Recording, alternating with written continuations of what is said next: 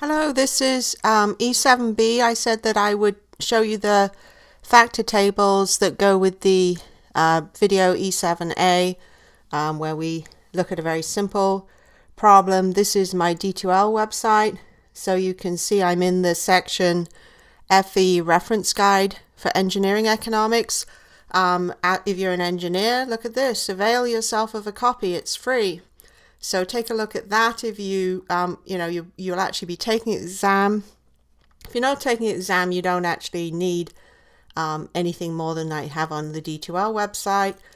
Let's look at formulas for equivalence calculations, and you can see a brief sign of what's to come. We're right at the top. We got a long way to go. Single payment compound amount factor, finding F given P, I and N being the number of interest periods. There's the factor that we talked about in video E7A. So this is what we're looking for. We're going to go back to the table of contents and look for the factor tables, which I've split up because that was the way to make them viewable by students on the website. If you've got one of the textbooks, you'll find them in the appendix or somewhere in the book. So here are the factor tables. You can see I've split them up by interest rate. That question had an interest rate of 10%, so I'm going to click on that factor table. And there's lots of different columns, and you can ignore them for now, but we will get to all of them eventually. We are trying to find F given P, so we want this column here.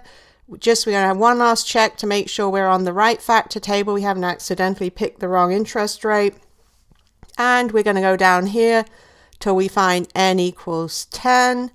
And the factor is 2.5937. So that's what I used in my calculation. So we took our P equals $100, multiplied by the factor 2.5937.